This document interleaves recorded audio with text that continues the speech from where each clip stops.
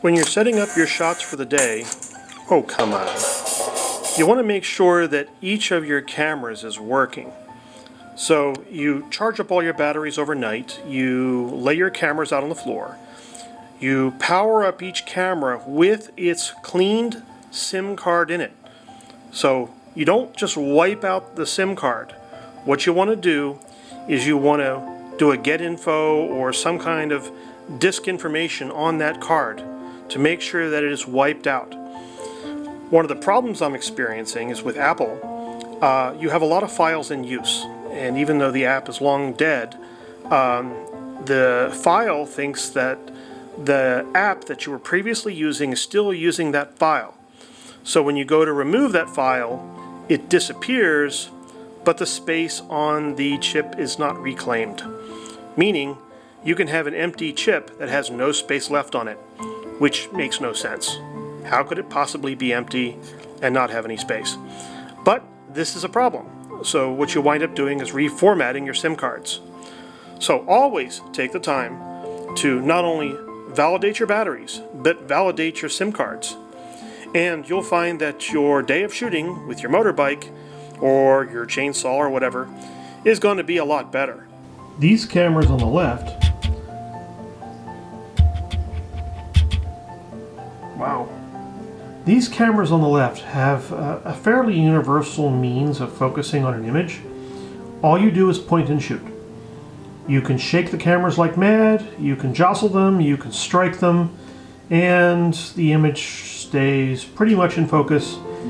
I've crashed and gotten footage. This camera will allow you to review the footage. It has a screen on the back side, and I can see what it is I've shot. The camera life is good. It could be an hour or two depending on what I'm doing. Same thing with these. The camera battery life can be an hour or an hour and a half or 2 hours depending on what I'm doing. The Rebel is something completely different. The Rebel has a battery like the one you see here, and that can last 15-20 minutes when I'm recording video, which is terrible. It has its own lens, which has a lot of electronics in it. I have to be careful about autofocus. When the autofocus is on, the focus keeps changing in and out, and that can really be troublesome when you're trying to make a video. So I might turn autofocus on and then get it to focus on the area that I'm trying to focus on, such as the floor here, and then I'll shut it off. So if I'm waving my hand in front of the camera, it doesn't reset the focus to focus on my hand. So the Rebel has technical problems. These don't. You can turn them on and just shoot, and they're great. That one, it's not quite a professional camera. It's more of a hobbyist camera, but they're cheap now. You can get a $500 or $600 camera for $100, mostly because the lenses become infected, and once they do, they start to grow fungus and they're not much good anymore. So pick and choose your cameras. Try to keep a variety. Quick point and shoots, something where you can review your footage with great audio input. It has a great microphone. This one has no microphone, but I have another Rebel, which is 2 generations later, that does, and that's the one I'm shooting with right now. So keep a variety, and you'll do better when you're shooting your motorcycle shots. These I'll keep in my frunk. This I can wrap around my chest, and these I can mount to the handlebars. I have this Rebel camera with the fuzzy microphone on top, just in case my Tough Cam fails. That way I have another means to record high quality audio. The problem with the Rebel microphone is that it creates an echoey effect, which I haven't quite figured out yet. Here is the exact same Rebel camera with a microphone that is very small and clips to my shirt.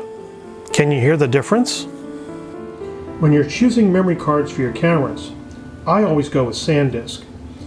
SanDisk is a higher quality, faster card. So if you're recording movies, you're going to get better results, guaranteed. That Lexar thumb drive is probably going to be just as good as a SanDisk one. I'm at 128 gigabytes for this thumb drive. I can go up to 256 with 4 of those in line. I can do a terabyte on my computer as external storage. Very handy. We have this Vivitar converter box, which allows me to convert an SD card to a thumb drive, and that's going to be super handy too. There's multiple kinds of cards that that adapter can handle at the same time. This converter box has different kinds of slots on either side. That's super compact and super handy for converting your cards to USB so that you can plug this into the back of your computer. Whenever you get a new SD card, make sure you check it for space and rename it.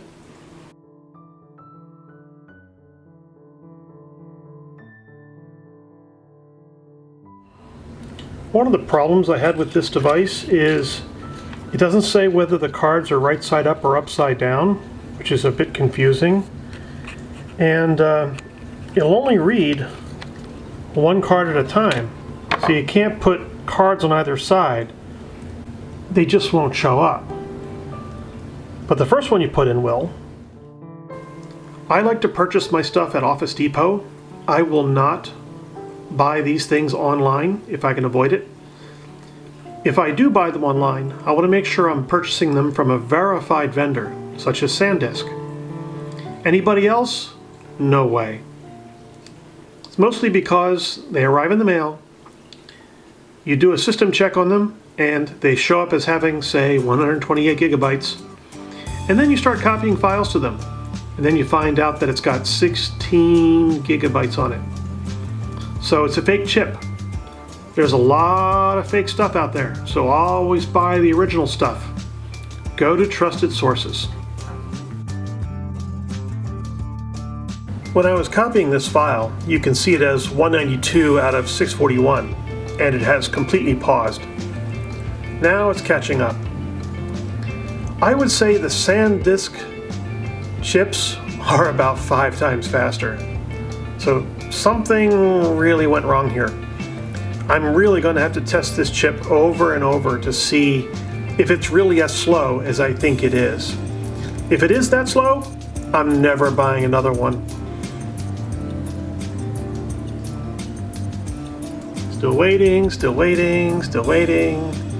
Dum dum dum dum dum dum dum dum. Up, done. There you go. Way too slow. Visually, the Lexar thumb drive on the left is pretty much the same as the SanDisk drives on the bottom there, the 1, 2, and the 3. But on initial testing, it is considerably slower. And I'm going to have to test this a lot further. Whenever a thumb drive is suspect, I'll always run a quick check on it to make sure that there are no errors on the thumb drive. Then I'll start using it. Always eject your SD card when you're done with it. That way, you don't damage the logical part of the SD card's formatting. Then, remove the chip.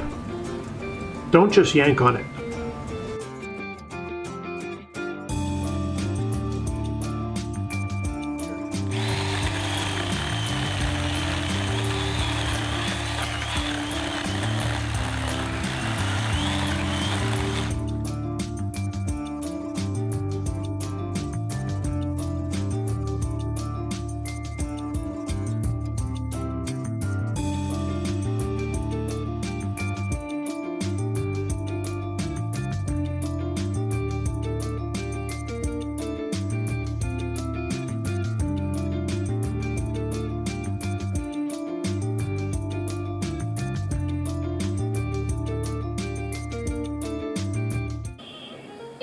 lumberjack and I'm okay. I sleep all night and I work all day. He's a lumberjack and he's okay. He sleeps all night and he works all day. I cut down trees, I eat my lunch, I go to the lavatory.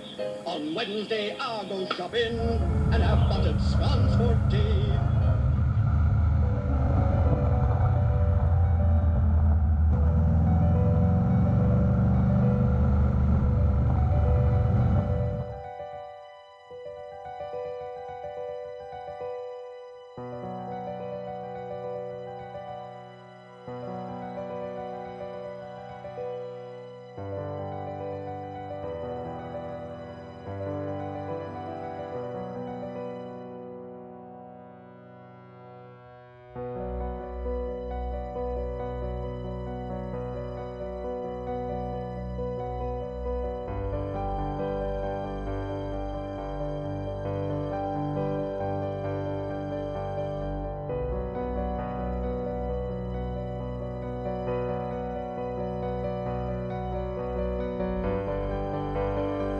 I want to thank you for watching the world's dirtiest workshop and Rider of the Storm.